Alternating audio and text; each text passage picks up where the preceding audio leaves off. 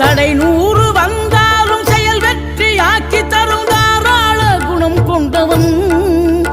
நீ வலை வீசும் அறிவுக்கு தொலைவானவானாகி மாறாது அருள் செய்பவன் தீராத காதலோடு திருவடியை தொழுபவர்க்கு திரவியமே தருகின்றவன்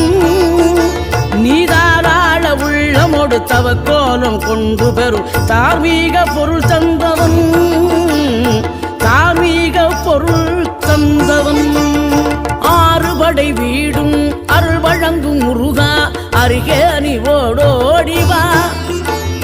மூவிரண்டு முகம் ஜொலிக்க 2 கரங்களுடன் ஆதர